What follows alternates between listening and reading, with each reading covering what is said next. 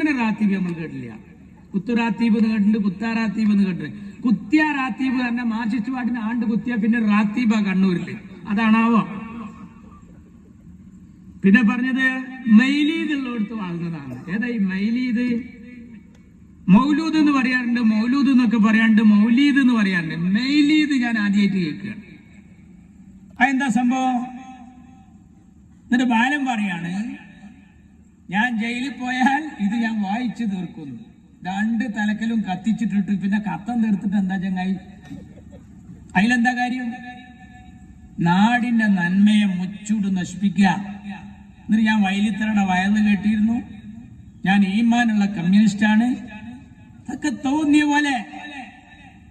ഇത് തന്നെ ശബരിമലയിലും വെള്ളാപ്പള്ളി പറഞ്ഞതെന്താ അറിയാം? അയ്യപ്പ സംഗമത്തില് ഇതാ പിണറായി നല്ലൊരു ഭക്തനാണ്, ജമ്മത്തില് ശബരിമലക്ക് പോകാത്ത ഈ പിണറായി എങ്ങനെ ഭക്തനാകുക?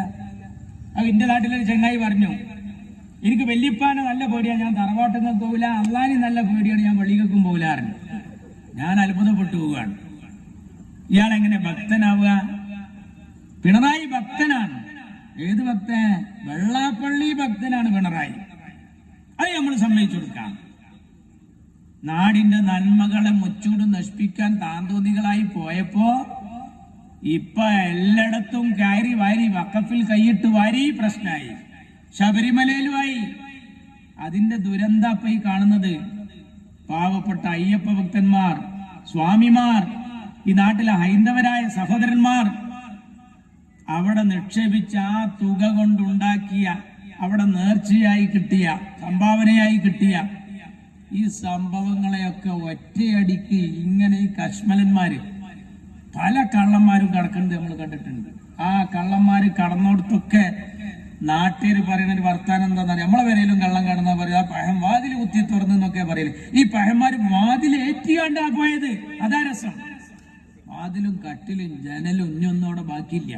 ദ്വാരപാലക ശില്പം, പീഠം, അയ്യപ്പന്റെ രുദ്രാക്ഷമാല, എന്തെല്ലാം കൊണ്ടുപോയി.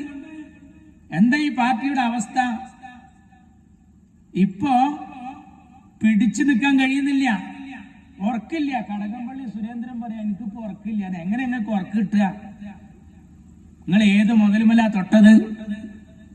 നിങ്ങൾ പഠിക്കണം, ഞങ്ങളെ കണ്ടു പഠിക്കണം.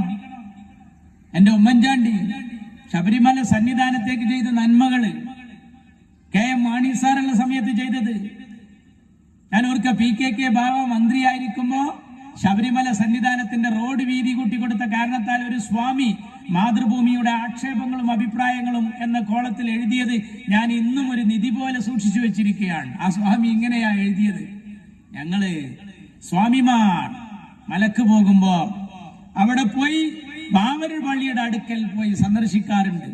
അവിടെ പോയി ഞങ്ങൾ പാടാറുണ്ട്, വാവര് സ്വാമിയെ ശരണം പൊന്നയ്യപ്പ എന്ന്. എന്നാൽ ലീഗിന്റെ മന്ത്രിയായ ബാവ ചെയ്ത ഈ നന്ദി കാണുമ്പോൾ ഞങ്ങൾക്ക് പാടാൻ തോന്നുന്നു, ബാവ മന്ത്രിയെ ശരണം പൊന്നയ്യപ്പ എന്ന് പറഞ്ഞുകൊണ്ടൊരു സ്വാമി മാതൃഭൂമിയിൽ എഴുതിയത് ഞാൻ ഇന്ന് ഓർക്കുകയാണ്. ഇപ്പോ 4 വർഷം മുമ്പേ വെള്ളാപ്പള്ളി മണ്ണാർക്കാട് നടത്തിയ ഒരു പത്രസമ്മേളനത്തിൽ പറഞ്ഞു, കേരളത്തിന്റെ ദേവസ്വം വഴിവിട്ടു പോവുകയാണ്. കേരളത്തിന്റെ ദേവസ്വം വഴിവിട്ടു പോവുകയാണ്. കേരളത്തിൽ UDF എങ്ങാൻ അധികാരത്തിൽ വന്നാൽ മന്ത്രി മുനീറിനെ ദേവസ്വം ഏൽപ്പിക്കണം. ഞാൻ ആ പത്രം സൂക്ഷിച്ചു വെച്ചിട്ടുണ്ട്. മന്ത്രി മുനീർ CHന്റെ മോനാണ്. ഇത് മനോഹരമായി കൈകാര്യം ചെയ്യുന്ന എനിക്ക് ഉറപ്പുണ്ട്. നോക്കണം. അങ്ങനെ നല്ല നാടിന്റെ നന്മയെ കുറിച്ച് പറഞ്ഞിരുന്ന ആളായി വെള്ളാപ്പള്ളി. പക്ഷെ പിണറായി ഒപ്പം നടന്നതോടുകൂടി, അത് പണ്ടാരോ പറഞ്ഞല്ലോ, എന്റെ കാലിന്റെ ഒപ്പം നടന്ന എന്റെ മൂരി മടക്കായി എന്നാണ്, പശുവിന്റെ ഒപ്പം നടന്നെന്റെ കാളി മടക്കായി എന്നാണ് എന്ന പോലെ പിണറായിയുടെ ഒപ്പം നടന്നപ്പോ ഇതും കേടായി. കാരണം പിണറായിയുടെ പോക്ക് അങ്ങോട്ടാണ്. ഈ നാടിന്റെ സകല നന്മകൾ നശിച്ചിരിക്കുകയാണ്. എല്ലാറ്റിന്നും അതാണപ്പോ ആ ധനരാജന്റെ കുട്ടി ദേശാഭിമാനി ഇങ്ങനെ വെച്ചിട്ട് ആ ദേശാഭിമാനിന്റെ അടുത്ത് കുട്ടി ഇങ്ങനെ പോയിരിക്കുന്ന രംഗമുണ്ട്. നിങ്ങൾ കണ്ടില്ലേ വാട്സപ്പില്? അച്ഛനും നോക്കുകയാണ് ദേശാഭിമാനില്. എന്നിട്ട് ആ വാട്സപ്പ് സഖാക്കള് വിറ്റിട്ടാണ് ഈ കോടിക്കണക്കിന് ഉറുപ്പ്യ പിരിച്ചത്. ആ പൈസയാണ് ഈ പഹര അണ്ണാക്ക് തൊടാതെ വിഴുങ്ങിയത്. അപ്പൊ ഇവരുടെ ഈ പോക്ക് ചെറുതാണ്. എന്നിട്ട് അത് പുറത്ത് പറഞ്ഞ ചങ്ങാതി പണ്ടൊക്കെ മാർച്ചിച്ചു പാട്ടി ഒരു ഉറുപ്പ്യ എവിടെങ്കിലും എന്തെങ്കിലും വ്യത്യാസം വന്നു എന്ന് കണ്ട പാർട്ടി ഫോറത്തിൽ ചർച്ച ചെയ്യലുണ്ട് അല്ലേ? ഇപ്പൊ അത് പറഞ്ഞപ്പോ നമ്മളെ ആ രാഗേഷോ ഏതൊരു ചെങ്ങായി ഇന്നലെ വന്നിട്ട് പറയാണ്. അയാൾ പറയുന്നത് എന്താ അറിയോ? ഞങ്ങൾ വിരിച്ചത് നിങ്ങളോട് അറിയേണ്ട ആവശ്യമില്ല. നല്ല KT ജലീൽ ഞങ്ങളെ വയനാട് ഫണ്ട് എത്ര കാലമായി കണക്ക് കഴിച്ച് കിടക്കണ അറിയോ? വയനാട്ടിലത്തെ തറൊക്കെ ഓൻ കരാറെടുത്തതാണ്. വന്നിട്ട് പറയും കല്ല് ചെരിഞ്ഞിക്കണം, അവിടെ സിമെന്റ് പോരാ. ഓനെയാണ് ഞങ്ങൾ ഏൽപ്പിച്ചിരിക്കുന്നത്. കാരണം ഇപ്പൊ കുറുപ്പിന്റെ പണിയാണല്ലോ. വന്നിട്ട് വയനാട് അതില്ല, ഞങ്ങളെ ഫണ്ടില്ല. നമ്മളെ എന്നാലോ സ്വന്തം പാർട്ടിയിലുള്ളത് നോക്കാനൊക്കെ നേരമില്ല. പണ്ടൊക്കെ മാർക്സിസ്റ്റ് പാർട്ടിയിൽ ഇങ്ങനെ വല്ല സംഭവം നടന്നു കഴിഞ്ഞാൽ പാർട്ടി അത് ചർച്ച ചെയ്തിരുന്നു. ഇന്ന് ചർച്ച ചെയ്യാൻ വേദിയില്ലാതായപ്പോ ചാനലുകാരോട് പറയാണ്, പരസ്യമായിട്ട് പറയണ ചങ്ങാതി ഈ കുഞ്ഞികൃഷ്ണൻ അപ്പൊ വെച്ചു അയാളുടെ വീടിന്റെ മുന്നില് സ്ഫോടക വസ്തുക്കള്. എന്താ രമ പറഞ്ഞറിയോ? ഇന്നോവ വരാൻ സാധ്യത ഉണ്ടെന്നാണ്. ഇന്നോവ വരാൻ സാധ്യത ഉണ്ട്. എന്നോടൊരു സഖാവ് പറഞ്ഞ എന്താ അറിയോ? പഴയ മാർക്സിസ്റ്റുകാരനാണ്, പക്ഷെ ഈ തവണ നമുക്ക് വോട്ട് ചെയ്ത്. ഓന്റെ മേത്തിന് പച്ച കുത്താത്ത സ്ഥലമില്ല. ചെഗുവേര ആസനത്തിൽ വരെ പച്ച കുത്തിക്കണം.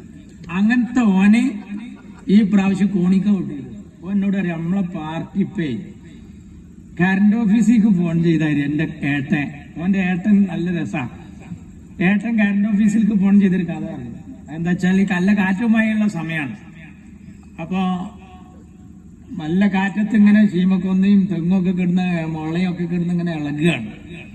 ഇങ്ങനെ ലൈന് പോണുണ്ട്, അതോടൊപ്പം തന്നെ ഇങ്ങനെ ഇളകണുണ്ട്. അപ്പൊ ഏട്ടൻ കറണ്ട് ഓഫീസിലേക്ക് വിളിച്ചത്ര ഇവിടെ എന്താണാവോ നന്നായി ഇളകണുണ്ട്, ഇടക്കിടക്ക് പോണുണ്ട്. അപ്പൊ അവിടുന്ന് പിന്നെ ഓവർസീൽ ഫോൺ എടുത്തിട്ട് പറഞ്ഞത്ര നല്ല ഉപ്പിട്ട കഞ്ഞിലെള്ളം കുടിച്ചാൽ മതി അങ്ങോട്ട് മറുപടി അറിഞ്ഞത്. ഇപ്പൊ പാർട്ടിയുടെ സ്ഥിതി അതാ അറിഞ്ഞത്. സത്യമാണ്. ഇവിടുത്തെ നല്ല മാർക്സിസ്റ്റുകാരോടാണ് ഞാൻ പറയുന്നത്, അവസാനം പുതക്കാനെങ്കിലും നിങ്ങൾക്ക് ഒരു കൊടി വേണം. അത് ബാക്കി വെക്കണം. നിങ്ങൾ ഏത് കളിയും കളിച്ചോളി, പക്ഷെ ഈ ഗ്രൗണ്ട് നിങ്ങൾ കുത്തിപ്പൊളിക്കരുത്. നിങ്ങളിപ്പോ ചെയ്യുന്ന പണി എന്താണ്? ഇപ്പൊ ചെയ്യുന്ന പണി ജമ്മത്തിൽ നിങ്ങൾ എടുക്കാത്തൊരു പണിയാണ്. ഒറ്റ പിണറായിയുടെ സംരക്ഷണ സമിതിയായി CPM മാറിയിരിക്കുന്നു. ഒരു മനുഷ്യനെ കാക്കാൻ ഈ പാർട്ടിയെ മുച്ചൂട് നശിപ്പിക്കുകയാണ്. ഒരു ലാവ്ലിൻ കേസ് 40 തവണയാണ് അത് മാറ്റി വെച്ചത്. 40 തവണ. നാളൊരു ചെറുക്കൻ ഫേസ്ബുക്കിലിട്ടു, ഈ കൊലപാതക കേസിൽ പ്രതികളായി പിടിക്കപ്പെട്ടവരെ തൂക്കിക്കൊല്ലാൻ കൊണ്ടുപോകുമ്പോ കോടതിക്ക് അവസാനം ഒരു ചോദ്യമുണ്ട്, എന്തെങ്കിലും ആഗ്രഹമുണ്ടോ അവസാനായിട്ട്?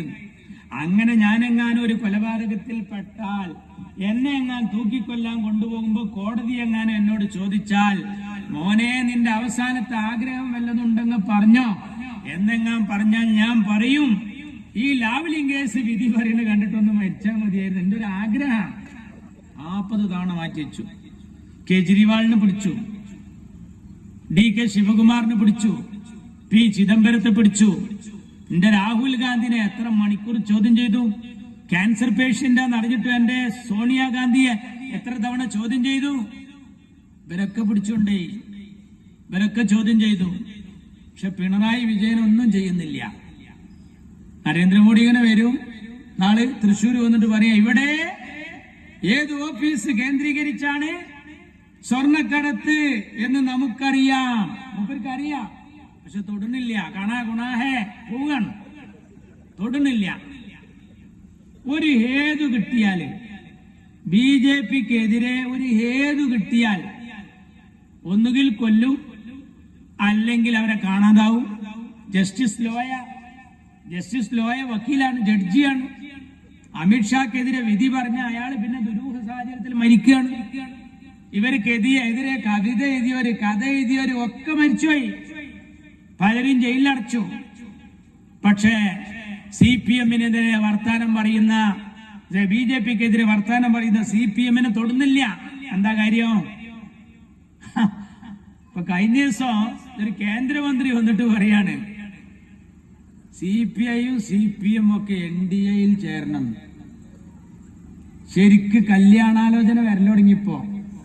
എപ്പോഴാണ് ഒരു തറവാട്ടിൽ നിന്ന് വേറെ ഒരു തറവാട്ടിൽ കല്യാണ ആലോചന